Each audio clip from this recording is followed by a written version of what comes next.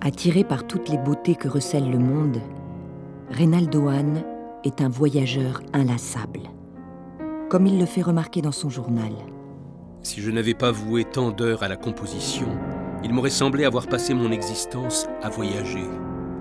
J'aime ce qui change autour de moi, tout en me laissant, hélas, pareil à moi-même. Ses pas le portent avant tout en Allemagne, patrie de son père et pays d'adoption de 2 de ses sœurs, chez qui il réside lors de nombreux séjours.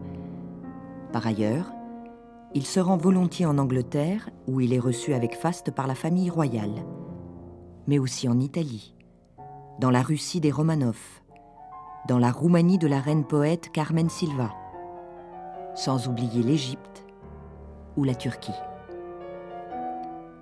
Ces nombreux voyages constituent une source inépuisable de souvenirs que le compositeur choisit de fixer à la fois dans son journal d'un musicien, publié en 1933 chez Plon, et dans le vaste recueil de poèmes pour piano intitulé Le Rossignol éperdu, qui ne regroupe pas moins de 53 pièces.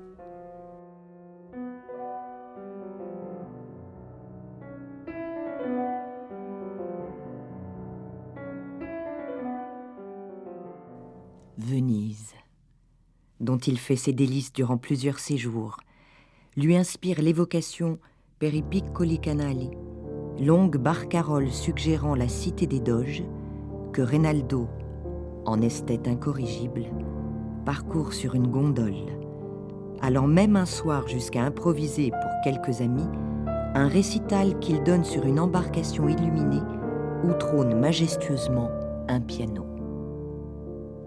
Quel plaisir de pouvoir retrouver longtemps après Ces canaux noirs comme des cavernes et solitaires, où au rythme de l'aviron me viennent des motifs de barcarolle tristes, auxquels bientôt se mêle une ébauche de chant d'amour.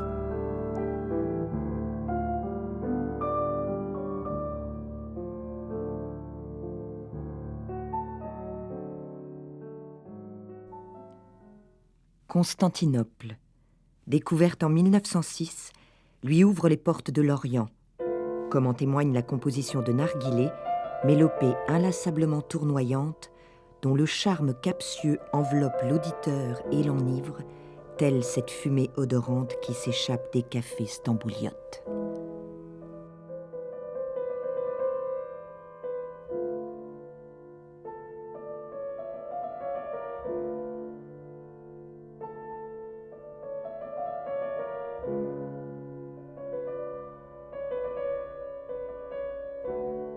Quant à la France, sa patrie d'adoption dont il se fait partout l'ambassadeur zélé, Reynaldo Hahn l'aime tant qu'il la pare de couleurs somptueuses.